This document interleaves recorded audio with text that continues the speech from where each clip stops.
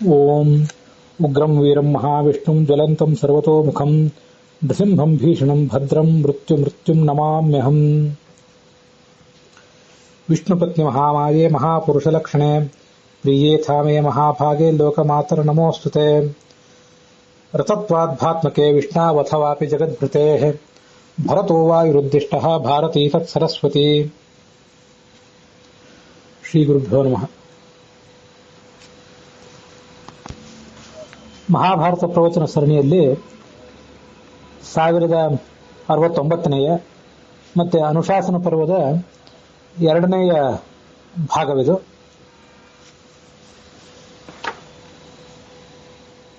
ವಾವಿಳ್ಳಿ ರಾಮಸ್ವಾಮಿ ಶಾಸ್ತ್ರಿಗಳ ಪಾಠ, T R ಕೃಷ್ಣಾಚಾರ್ಯರ ಪಾಠ, ವೈಷ್ಣವ ಪಾಠ ಮತ್ತೆ ಉತ್ತರ ಭಾರತದ ಪಾಠ ಎಲ್ಲ ಕಡೆನೂ ಕೂಡ 2ನೇ ಅಧ್ಯಾಯವನ್ನ ಅನುಶಾಸನ ಪರ್ವದಲ್ಲಿ ನಾವಿವತ್ತು ನೋಡೋಣ. ಸ್ವಸ್ತ್ಯಸ್ತು ಸತಾಂ ಅಶೇಷ ಸನ್ಮಂಗಲಾನಿ ಭವಂತು.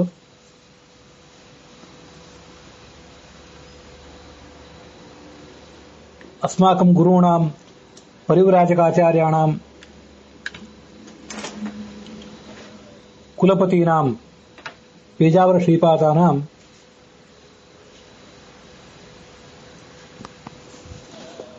ಅನಾರೋಗ್ಯಂ अपमृत्युं च उग्रः वीरः महाविष्णुः ज्वलन् सर्वतोमुखः भीषणः भद्रः मृत्युः नरसिंहः परिहरेत्।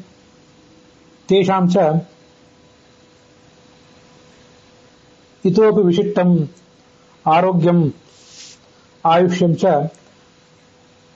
सएव दद्यात् इति याचमानानां सर्वेषाम् अस्माकं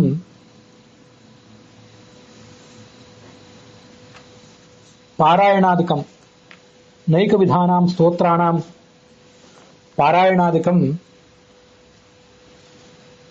अद्य प्रातःकालम् आरभ्य प्रवर्तत एव। तथापि तेषामेव गुरूणाम् अतीव प्रियं यत् ज्ञानकार्यम् अर्थानुसन्धानपूर्वकं पारायणं श्रवणं प्रवचनादिकं च तेषां गुरूणां तदन्तर्यामिणः नरसिंहस्य च प्रियकरं भवति अतीव इत्याशास्य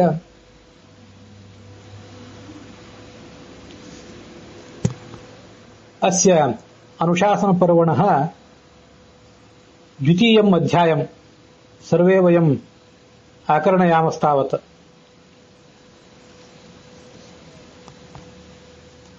युधिष्ठिरः एवं पप्रच्छ भीष्मं। युधिष्ठिर पितामह महाप्राज्ञ सर्वशास्त्र विशारद श्रुतं मे महदाख्यानम् इदं मतिमतां वर भूयस्तु श्रोतुमिच्छामि। हे पितामह सर्वशास्त्र विशारद भीष्म, महदेतदाख्यानं भवता समवर्ण्यत। यत्र सर्वस्यापि जीवस्य पंडितस्य पामरस्य देवस्य ऋषेः चक्रवर्तिनः पितृगणवर्तिनः मनुष्योत्तमस्य वा सर्वस्यापि यत् प्राचीनं कर्म वर्तते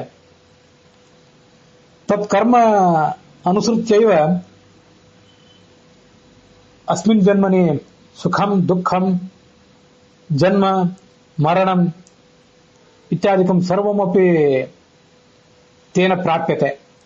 अतः सर्वोऽपि जन्तुः अस्मिन् लोके कर्मवशः एव वर्तते इति कृत्वा कंचन अपराधिनम् अधिकृत्य ಅಪರಾಧ ಮಾಡಿದವರು ಸರ್ಪವೇ ಆಗಿರಲಿ ಮತ್ತೆ ಯಾರೇ ಆಗಿರಲಿ, ಅವರನ್ನ ನಾವು ದ್ವೇಷಿಸುವುದು ಹೇಗೆ? ಕರ್ಮವೇ ಪ್ರತಿಯೊಬ್ಬರಿಗೂ ಕೂಡ ಯಾವ ಯಾವ ಕಾಲಕ್ಕೆ ಏನೇನು ಕೊಡಬೇಕೋ ಅದು ಕೊಡ್ತದೆ. ಸನ್ಯಾಸಿಯಾಗಿರ್ಲಿ, ಗೃಹಸ್ಥನಾಗಿರ್ಲಿ, ಪಂಡಿತನಾಗಿರ್ಲಿ, ಪಾಮನರಾಗಿರ್ಲಿ, ದೇವ ಋಷಿ ಪಿತೃ ಚಕ್ರವರ್ತಿಗಳು, ಮನುಷ್ಯರು, ಪ್ರತಿಯೊಬ್ಬರಿಗೂ ಕೂಡ ಅವರವರ ಕರ್ಮಕ್ಕನುಸಾರವಾಗಿ ಏನು ಸಿಗಬೇಕೋ ಅದು ಸಿಗ್ತದೆ. ಅದನ್ನೇ ನಾವು ಜಗತ್ತಿನಾದ್ಯಂತ ನೋಡ್ತಾ ಇದ್ದೀವಿ. ಯಾರು ಯಾವಾಗ ಹುಟ್ಟಬೇಕು, ಯಾವಾಗ ಬದುಕಬೇಕು, ಎಷ್ಟು ವರ್ಷ ಬದುಕಬೇಕು, ಯಾವಾಗ ಮರಣಿಸಬೇಕು, ಹೀಗೆ ಪ್ರತಿಯೊಂದು ಕೂಡ ಕರ್ಮವಶವಾಗಿದೆ ಅಂತ ಅನ್ನೋದನ್ನು ಕಳೆದ ದಿವಸ ನೋಡಿದ್ವಿ. ಮತ್ತು ಕೆಲವು ಉಪಾಖ್ಯಾನಗಳನ್ನು ನೀನು ಹೇಳಬೇಕು ಅಂತ ಕೇಳ್ತಿದ್ದಾನೆ ಯುಧಿಷ್ಠಿರ. ಕೇನ ಮೃತ್ಯುರ್ಗೃಹಸ್ಥೇನ ಧರ್ಮಮಾಶ್ರಿತ್ಯ ನಿರ್ಜಿತ. ಗೃಹಸ್ಥಾಶ್ರಮವನ್ನೇ ಅವಲಂಬಿಸಿ ಮೃತ್ಯುವನ್ನು ಗೆದ್ದವರು ಯಾರಾದರೂ ಇದ್ರೆ ಅದನ್ನು ಹೇಳು. ಅದಕ್ಕೆ ಭೀಷ್ಮರು ಹೇಳಿದರು,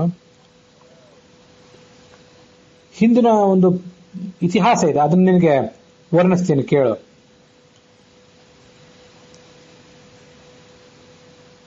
ಮನೋಃ ಪ್ರಜಾಪತೆ ರಾಜನ್ ಇಕ್ಷ್ವಾಕುರಭವತ್ಸುತಃ. ವೈವಸ್ವತ ಮನುವಿಗೆ ಇಕ್ಷ್ವಾಕು ಅಂತ ಒಬ್ಬ ಮಗ ಇದ್ದ. ಆ ಇಕ್ಷ್ವಾಕುವಿಗೆ 100 ಜನ ಮಕ್ಕಳು ಹುಟ್ಟಿದ್ರು. ತಸ್ಯ ಪುತ್ರ ಶಿತಂ ಜಜ್ಞೆ ನೃಪತೆ ಸೂರ್ಯವರ್ಚಸಃ. ಆ 100 ಜನ ಮಕ್ಕಳಲ್ಲಿ 10ನೇಯವನೊಬ್ಬ ಇದ್ದ, ದಶಾಶ್ವ ಅಂತ. ಅವನು ಮಾಹಿಷ್ಮತಿ ಅನ್ನೋ ಪಟ್ಟಣದಲ್ಲಿ ಮಹಾರಾಜನಾಗಿದ್ದ.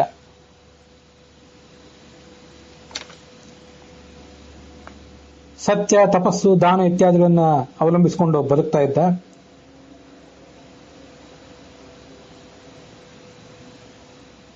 ಆ ದಶಾಶ್ವರಾಜನ ಮಗ ಅವನು ಮದಿರಾಶ್ವ ಅನ್ನೋ ಹೆಸರಿನವನು.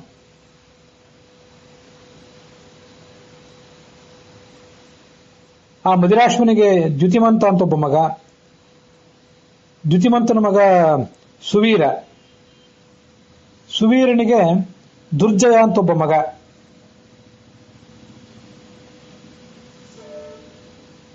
ದುರ್ಜಯನಿಗೆ ಮತ್ತೊಬ್ಬ ಮಗ ಹುಟ್ಟಿದ, ದುರ್ಯೋಧನ ಅಂತ ಅವನ ಹೆಸರಾಗಿತ್ತು.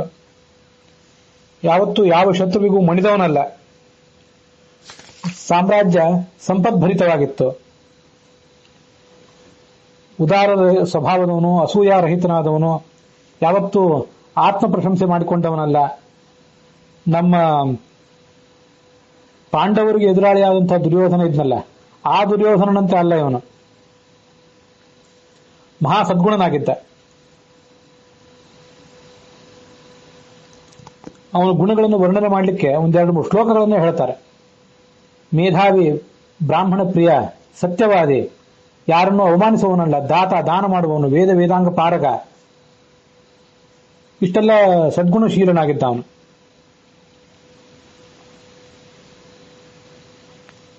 ನರ್ಮದಾ ನದಿ ಆ ದುರ್ಯೋಧನ ರಾಜನನ್ನ ಒಂದು ಬಾರಿ ಕಾಮಿಸಿ ಅವನನ್ನ ಮದುವೆ ಮಾಡಿಕೊಂಡಂತೆ.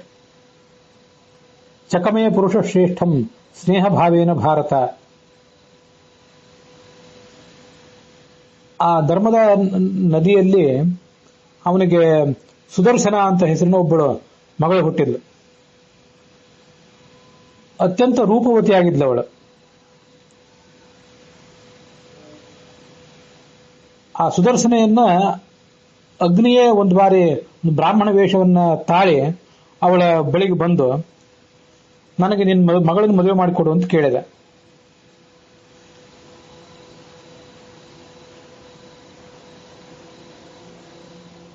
ಆದರೆ ರಾಜ ಏನ್ ಮಾಡಿದ, ಇವನು ದರಿದ್ರನಾದ ಬ್ರಾಹ್ಮಣ, ಇವನಿಗೆ ಹೇಗೆ ಕೊಡೋದು ನನ್ನ ಮಗಳನ್ನ ಅಂತ ಅವನು ಸ್ವೀಕಾರ ಮಾಡಲಿಲ್ಲ ಆ ಮಾತನ್ನು. ಯಾಕೆ ಕೊಡ್ಲಿಲ್ಲ ಅಂದ್ರೆ, ದರಿದ್ರಶ್ಚ ಅಯಂ ಬ್ರಾಹ್ಮಣ ದರಿದ್ರಶ್ಚ ಸುವರ್ಣಶ್ಚ ಮಮಾಯಮಿತಿ ಪಾರ್ಥಿವ ನತಸ್ಮೈ ಇತಿ ತಸ್ಮೈ ನವೈ ಕನ್ಯಾಂ ದಿತ್ಸಾಂ ಚಕ್ರೇ ನರಾಧಿಪ. ಕೊಡ್ಲಿಕ್ಕೆ ಅವನು ಮನಸ್ಸು ಮಾಡಲಿಲ್ಲ ಅಂತ ಅಲ್ಲಿ ವರ್ಣನೆ ಮಾಡ್ತಾರೆ.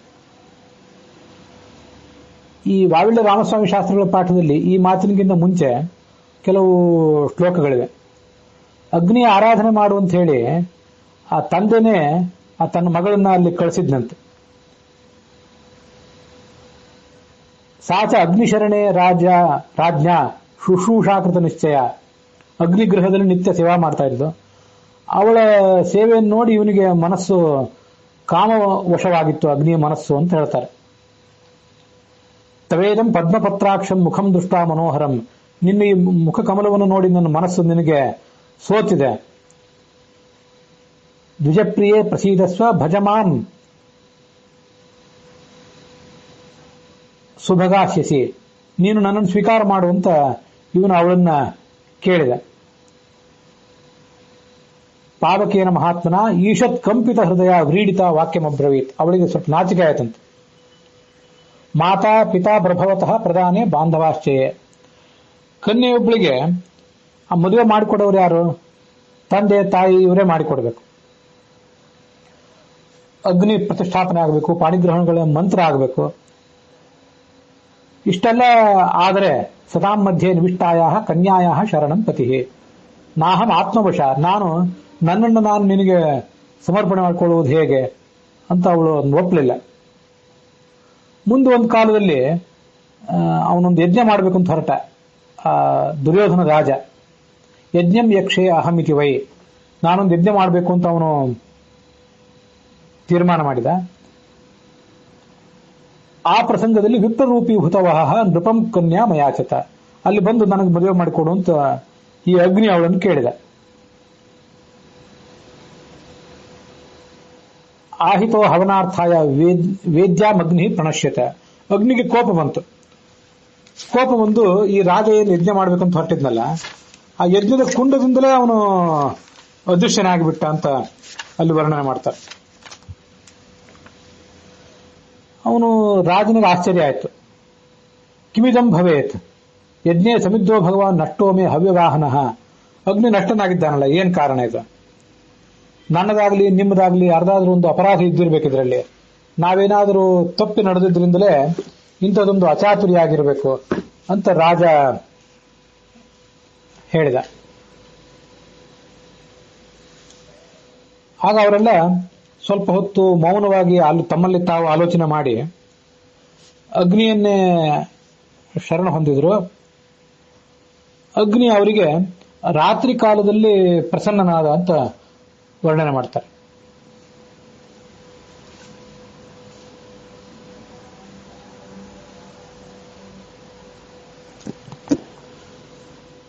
ಪ್ರಸನ್ನನಾಗಿ ಆ ಬ್ರಾಹ್ಮಣರಿಗೆ ಅವನು ಹೇಳಿದ, ನಾನು ಈ ದುರ್ಯೋಧನ ರಾಜನ ಮಗಳನ್ನ ಸ್ವೀಕಾರ ಮಾಡಬೇಕು ಅಂತ ಅಪೇಕ್ಷೆ ಪಟ್ಟಿದ್ದೇನೆ.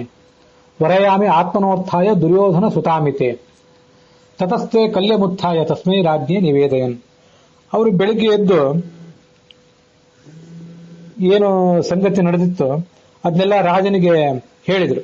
ಅಗ್ನಿ ಹೀಗೆ ನಿನ್ನ ಮಗಳನ್ನು ಅಪೇಕ್ಷೆ ಪಟ್ಟಿದ್ದಾನೆ ಅಂತ ಹೇಳಿ.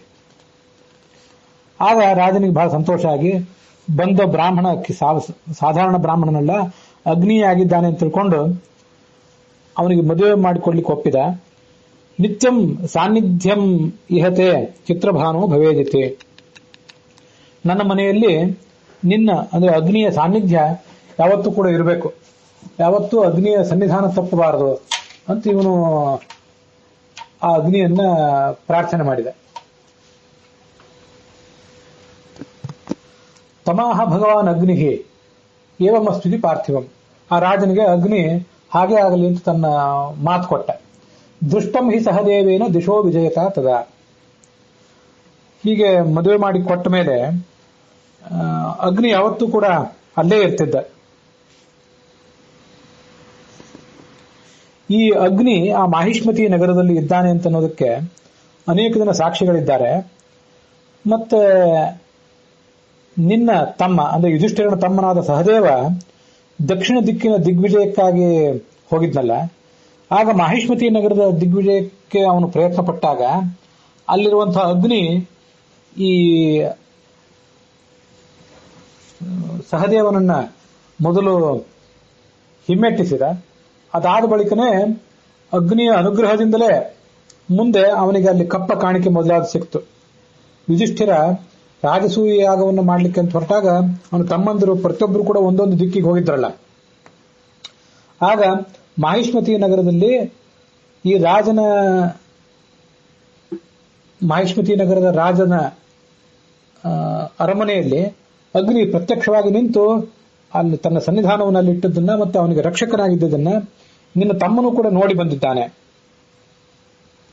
ಅಂತ ಭೀಷ್ಮರು ಯುಧಿಷ್ಠಿರನಿಗೆ ಅದನ್ನ ನೆನಪು ಮಾಡಿಕೊಟ್ರು. ಮುಂದೆ ಆ ಸುದರ್ಶನೆಯನ್ನ ಈ ಅಗ್ನಿ ಮದುವೆ ಮಾಡಿಕೊಂಡ. ಅಗ್ನಿಗೆ ಸುದರ್ಶನ ಅನ್ನುವ ಹೆಸರಿನ ಒಬ್ಬ ಮಗನೇ ಹುಟ್ಟಿದ.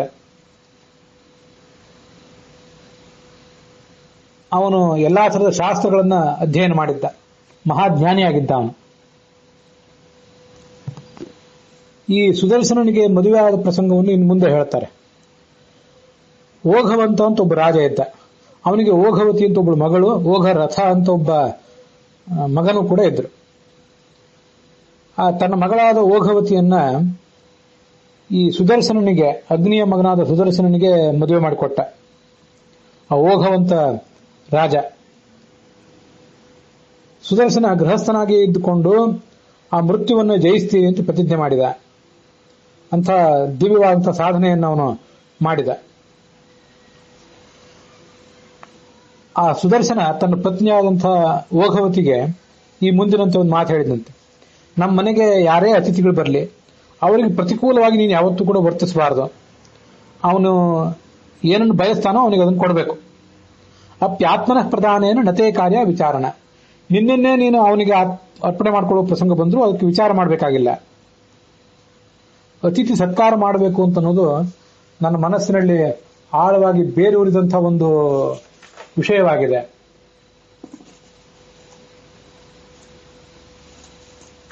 ನಮೇ ತ್ವದ್ವಚನ ಕಿಂಚಿತ್ ಅಕರ್ತವ್ಯಂ ಕಥಂಚನ. ಅದಕ್ಕೆ ಅವಳು ಕೂಡ ಅದನ್ನು ಒಪ್ಕೊಂಡ್ಲು.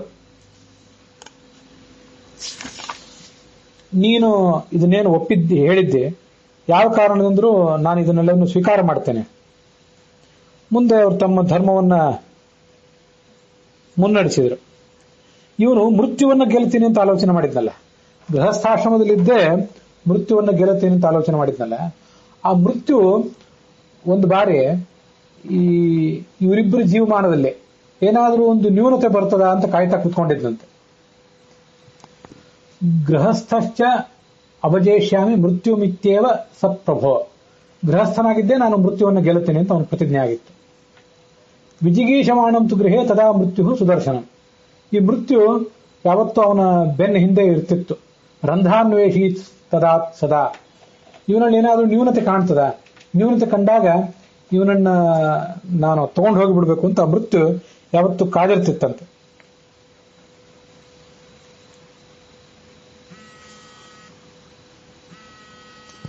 ಈ ಪ್ರಸಂಗದಲ್ಲಿ ಈ ಗಂಡ ಸುದರ್ಶನ ಒಂದ್ ಬಾರಿ ಎಲ್ಲೋ ಹೊರಗೆ ಹೋಗಿದ್ದಾಗ, ಸಮಿತ್ತು ಇತ್ಯಾದಿಗಳನ್ನು ತರಲಿಕ್ಕೆ ಅಂತ ಹೊರಗಡೆ ಹೋಗಿದ್ದಾಗ ಒಬ್ಬ ಅತಿಥಿ ಇವರ ಮನೆಗೆ ಬಂದ, ಈ ಸುದರ್ಶನನ ಮನೆಗೆ ಬಂದ.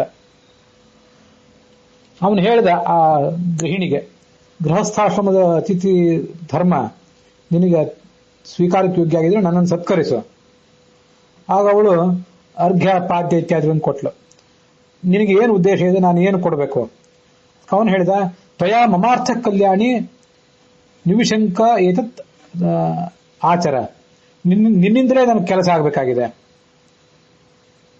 ಪ್ರಧಾನೇನ ಆತ್ಮನೋ ರಾಜ್ಞಿ ಕರ್ತುಮರ್ಹಸಿ ಮೇ ಪ್ರಿಯಂ. ನನಗೇನು ಬೇಡ, ನೀನೇ ಬೇಕಾಗಿದೆ. ನಿನ್ನ ದಾನವನ್ನು ನೀನು ನನಗೆ ಮಾಡಿಕೋ, ನಾನು ಅದರಿಂದಲೇ ಸಂತೃಪ್ತನಾಗ್ತೇನೆ ಅಂತ ಬಂದ ಅತಿಥಿ ಇವಳನ್ನೇ ಸ್ವೀಕಾರ ಮಾಡಿದ.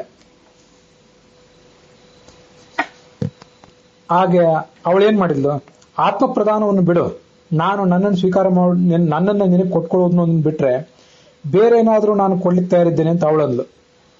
ಆದ್ರೆ ಅವನು ಮಾತ್ರ, ಬಂದ ಅತಿಥಿ ಅದನ್ನು ಬಿಟ್ಟು ಬೇರೆ ಯಾವುದನ್ನು ಒಪ್ಪಲಿಲ್ಲ. ಆಗ ಅವಳಿಗೆ ತನ್ನ ಗಂಡ ಅಪ್ಯಾತ್ಮನ ಪ್ರಧಾನೇನ ಸತುಷ್ಯೇತ ತ್ವಯಾತಿಥಿ. ನಿನ್ನನ್ನೇ ನೀನು ಆ ಅತಿಥಿಗೆ ಕೊಟ್ಕೊಂಡಾದ್ರೂ ಅತಿಥಿ ಧರ್ಮವನ್ನು ಪಾಲನೆ ಮಾಡಬೇಕು ಅಂತ ಹೇಳಿದ್ನಲ್ಲ, ಅದು ಅವಳಿಗೆ ನೆನಪಿಗೆ ಬಂತು. ಆತ್ಮ ಪ್ರಧಾನಕ್ಕೂ ಅವಳು ಒಪ್ಪಿದ್ಲು. ತಥೇತಿ ಲಜ್ಜಮಾನಾಸ ತಮುವಾಚ ದ್ವಿದರ್ಷಭಂ. ಆ ಗಂಡನ ಮಾತನ್ನು ನೆನಪು ಮಾಡ್ಕೊಂಡ್ಲು. ಮುಂದೆ ಅವಳಿಗೆ ಲಜ್ಜೆಯಿಂದ ಆ ಬ್ರಾಹ್ಮಣನಿಗೆ ಹೇಳಿದ್ಲು. ತಥೋ ರಹಸಿ ವಿಪ್ರರ್ಷಿ ಸಾಚೈವ ಉಪವಿವೇಶ. ಆ ಬ್ರಾಹ್ಮಣನನ್ನು ಮನೆಯ ಒಳಗೆ ಕರೆದಳು. ಸಂಸ್ಕೃತ ಭರ್ತೃವಚನಂ ಗೃಹಸ್ಥಾಶ್ರಮಕಾಂಕ್ಷಿಣಃ. ರಹಸ್ಯವಾಗಿ ಅವನು ಒಳಗೆ ಬಂದ ಆ ಅತಿಥಿ. ಈ ಕಡೆ ಸುದರ್ಶನನು ಕೂಡ ತನ್ನ ದರ್ಭೆ ಮೊದಲಾದಗಳನ್ನೆಲ್ಲ ತಗೊಂಡು ಅವನ ತನ್ನ ಮನೆಯೊಳಗೆ ಬಂದ. ಈ ಕಡೆ ಹಿಂದಿಂದ ಮೃತ್ಯು ಅವನನ್ನು ಬೆನ್ನಟ್ಟಿ ಬಂದಿತ್ತು, ಅವನ ಹಿಂದೆ ಇತ್ತು. ಗಂಡ ಇವನು ಮನೆಯೊಳಗೆ ಬಂದು ಆ ಹೆಂಡತಿಯನ್ನು ಕರೆದ. ಕ್ವಾಸಿ ಯಾತೇತಿ ಚಾಸಕೃತ, ಎಲ್ಲಿ ಹೋಗಿದ್ದಿ, ಯಾಕೆ ನಾನು ಬಂದಾಗ ನೀನು ನನ್ನ ಎದುರುಗೊಳ್ಳಿಕ್ಕೆ ಮುಂದೆ ಬಂದಿಲ್ಲ. ಅವನು ತನ್ನ ಹೆಂಡತಿಯನ್ನ ಕೇಳಿದ. ಅವಳು ಉತ್ತರಿಸಲಿಲ್ಲ. ಕ್ವಸಾ ಸಾಧ್ವಿ ಕ್ವಸಾಯಾತ ಗರಿಯ ಕಿಮತೋ ಮಮ. ಆ ನನ್ನ ಪತ್ನಿಯಲ್ಲಿ ನನ್ನ ಸೇವೆಗಿಂತಲೂ ಗುರುತರವಾದ ಕಾರ್ಯ ಅವಳಿಗೆ ಏನಿದೆ.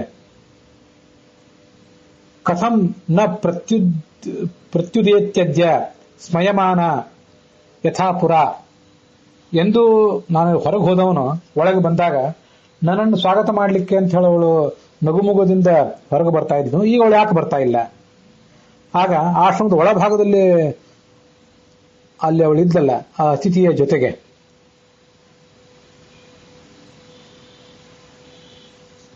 ಅವಳು ಹೀಗೆ ಮುಂದಿನಂತೆ ಅವಳೇನು ಉತ್ತರ ಹೇಳಲಿಲ್ಲ.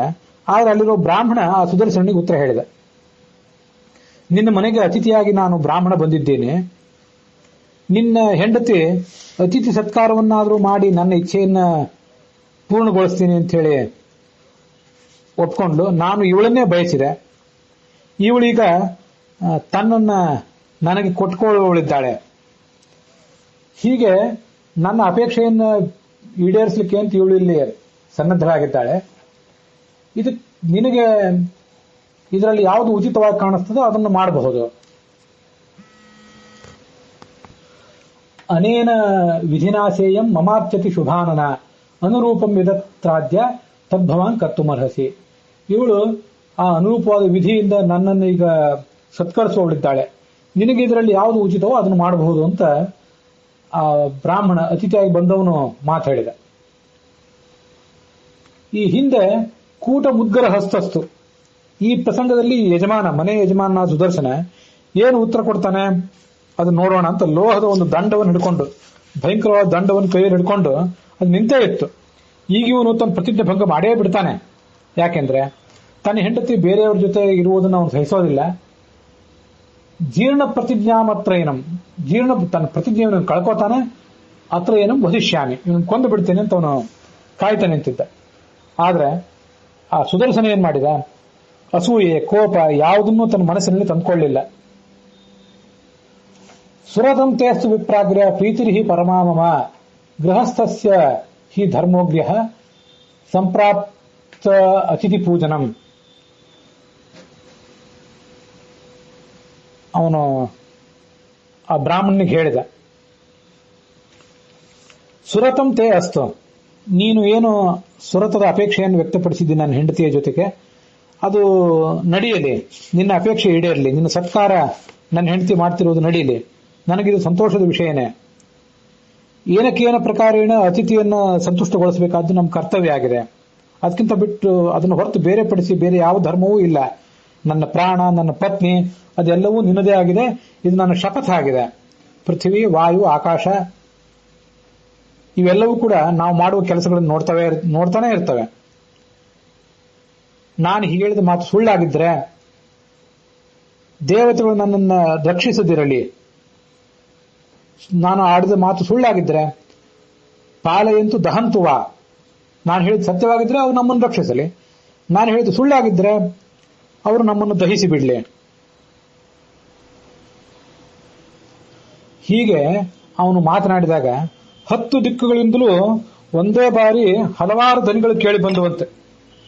ಆ ಎಲ್ಲ ದೇವತೆಗಳೆಲ್ಲ ಅಲ್ಲಿದ್ರಲ್ಲ, ಪೃಥ್ವಿ ಅಭಿಮಾನಿ, ವಾಯು ಅಭಿಮಾನಿ, ಆಕಾಶಾಭಿಮಾನಿ ಮೊದಲಾದವರು, ಜಲಾಭಿಮಾನಿ ಮೊದಲಾದ ದೇವತೆಗಳು, ಅವರೆಲ್ಲ ನೀನು ಹೇಳಿದ್ದು ಸತ್ಯವಾಗಿದೆ ಅಂತ ಒಂದು ನಾದವನ್ನು ಹೊರಡಿಸಿದರು. ಅಸಕೃತ್ ಸತ್ಯಮಿತ್ಯೇವ ತಥೋ ನಾದ ಸಮಭವತ್ ನೈತನ್ ಮಿಥ್ಯೇತಿ ಸರ್ವಶಃ. ನೀನು ಹೇಳಿದ್ದು ಸರಿಯಾಗಿದೆ ಅಂತ ಎಲ್ಲ ಕಡೆಯಿಂದ ಧ್ವನಿ ಬಂತಂತು. ಆಗ ಆಶ್ರಮದ ಒಳಗಿನ ಅಂಗಣದಿಂದ ಅತಿಥಿ ಹೊರಗೆ ಬಂದ. ಉಟಜಾತ್ ತು ತತಸ್ತಸ್ಮಾತ್ ನಿಶ್ಚಕ್ರಾಮ ಸವೈದ್ವಿಜ ವಪುಷಾ ಖಂಚ ಭೂಮಿಂಚ ವ್ಯಾಪ್ಯ ವಾಯುರಿವೋದ್ಯತಃ. ಸುದರ್ಶನನಿಗೆ ಈ ಮುಂದಿನಂತೆ ಹೇಳಿದ, ನಾನು ಧರ್ಮ ಸ್ವರೂಪನಾದಂಥ ದೇವತೆ, ಯಮಧರ್ಮನೇ ನಾನು. ನಿನ್ನನ್ನು ಪರೀಕ್ಷೆ ಮಾಡಬೇಕು ಅಂತ ಇಲ್ಲಿಗೆ ಬಂದಿದ್ದೆ. ಮೃತ್ಯು ಕೂಡ ನಿನ್ನ ಹಿಂದೆನೇ ಇತ್ತು, ಆದ್ರೆ ನೀನು ಆ ಮೃತ್ಯುವನ್ನು ಗೆದ್ದಿದ್ದಿ. ನಿನ್ನ ಈ ಪತ್ನಿ ಎಷ್ಟು ಪತಿವ್ರತೆಗಳು ಅಂದ್ರೆ ಈ ಜಗತ್ತಿನಲ್ಲಿ ಯಾರೂ ಕೂಡ ಅವಳನ್ನು ಕಣ್ಣೆತ್ತಿ ಕೂಡ ನೋಡ್ಲಿಕ್ಕೆ ಸಾಧ್ಯ ಇಲ್ಲ, ಅಂಥ ಪಾತಿವೃತ್ಯ ಇದೆ ಅವಳಿಗೆ. ನಾನು ಕೂಡ ಅವಳನ್ನು ಭ್ರಷ್ಟಳನ್ನಾಗಿ ಮಾಡಿಲ್ಲ ಅಂತ ಅವನು ಹೇಳಿದ. ಪತಿವ್ರತ ಮೀಮಾಂ ಸಾಧ್ವೀಂ ತವ ಉದ್ವೀಕ್ಷಿತುಮಪ್ಯುತ. ಅವಳ ಮೇಲೆ ಕೈ ಮಾಡೋದಿರ್ಲಿ, ಅವಳನ್ನು ನೋಡ್ಲಿಕ್ಕೂ ಕೂಡ ಸಾಧ್ಯ ಇಲ್ಲ, ಅಂಥ ದಿವ್ಯವಾದಂಥ ಸ್ವರೂಪ ಅವಳದು.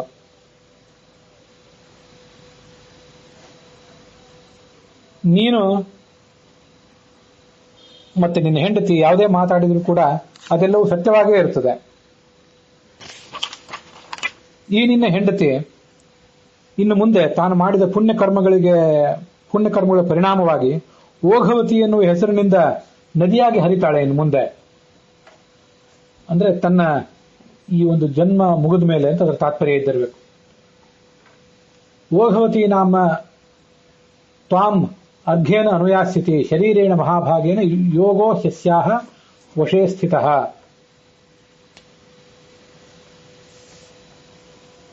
ಮುಂದೆ ನೀನು ಅವಳಿಬ್ಬರು ಕೂಡ ಶಾಶ್ವತವಾದ ಲೋಕಕ್ಕೆ ಹೋಗ್ತೀರಿ.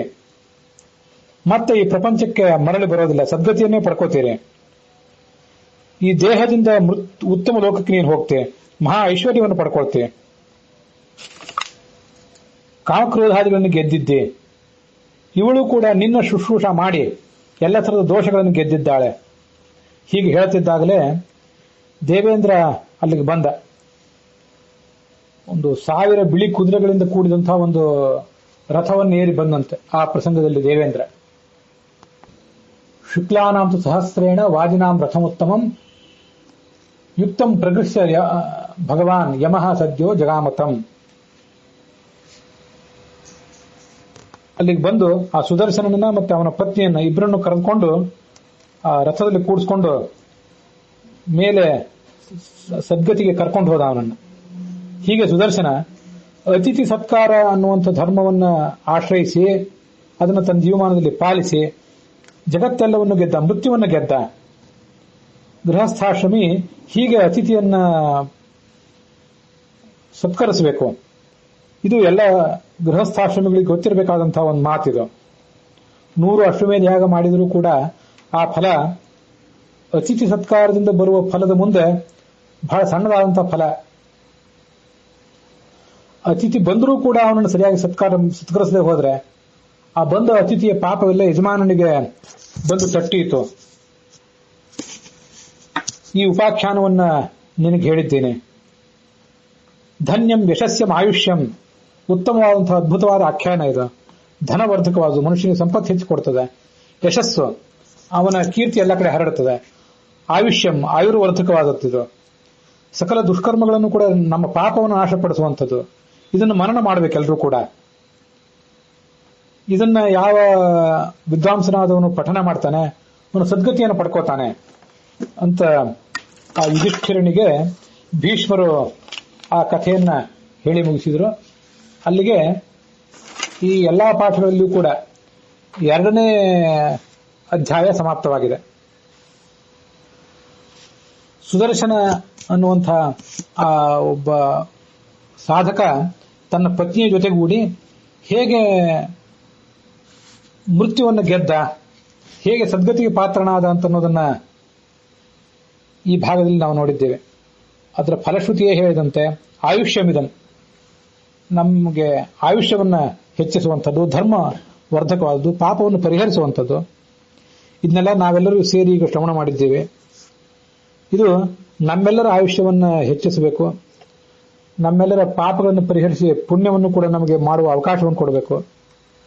ಮೊದಲೇ ಹೇಳಿದಂತೆ ಗುರುಗಳ ಆಯುರ ಆರೋಗ್ಯ ಇತ್ಯಾದಿಗಳಿಗೂ ಕೂಡ ಇದರ ಶ್ರವಣದಿಂದ ಸಂತಪ್ತನಾದಂಥ ಭಗವಂತ ಅವರ ಆಯುರ ಆರೋಗ್ಯಗಳಿಗೆ ಅನುಗ್ರಹಿಸಬೇಕು ಅಂತ ಪ್ರಾರ್ಥನೆ ಮಾಡೋಣ. ಈ 2ನೇ ಅಧ್ಯಾಯವನ್ನು ಇವತ್ತೇ ನಾವು ನೋಡ್ತಾ ಇರೋದೊಂದು ಒಂದು ಯೋಗ ಅಷ್ಟೇ. ಮೃತ್ಯು ಪರಿಹಾರಕವಾದಂಥ ನರಸಿಂಹನ ಮಂತ್ರವನ್ನು ಕೂಡ ಆರಂಭದಲ್ಲಿ ಮಂಗಲಾಚರಣೆ ರೂಪದಲ್ಲಿ ನಾವು ಕೇಳಿದ್ದೇವೆ. ಮೃತ್ಯು ಮತ್ತೆ ಯಮ ಅವರಲ್ಲಿ ಅಂತರ್ಯಾಮಿ ಆಗಿರ್ತಕ್ಕಂಥ ಆ ಎಲ್ಲ ದೇವತೆಗಳು ಸಾಕ್ಷ್ಯ ಹೇಳಿದ್ರಲ್ಲ, ಅವರಲ್ಲಿ ಅಂತರ್ಯಾಮಿ ಆಗಿರ್ತಕ್ಕಂಥ ಭಾರತೀಯರನ್ನು ಮುಖ್ಯ ಪ್ರಾಣಾಂತರ್ಕದಂಥ ಲಕ್ಷ್ಮೀ ನರಸಿಂಹ ಆ ಗುರುಗಳಿಗೆ ಬಂದಿರುವಂತಹ ಆಪತ್ತನ್ನು ಪರಿಹರಿಸಿ ಅವರಿಗೆ ಇತೋಪಿ ವಿಶಿಷ್ಟವಾದಂತಹ ಆಯುಷ್ಯ ಆರೋಗ್ಯವನ್ನು ಕೊಟ್ಟು ಅವರನ್ನು ಹರಸಲಿ. ನಮಗೆ ಅವರ ಅನುಗ್ರಹ ಆಶೀರ್ವಾದಗಳು ಇನ್ನೂ ಕೂಡ ಮುಂದೂ ಕೂಡ ಸಿಗುವಂತಾಗಲಿ ಅಂತ ನಾವೆಲ್ಲ ಸಾಮೂಹಿಕವಾಗಿ ಪ್ರಾರ್ಥನೆ ಮಾಡೋಣ. ಈ ಭಾಗ ಇಲ್ಲಿಗೆ ಸಮಾಪ್ತವಾಗಿದೆ.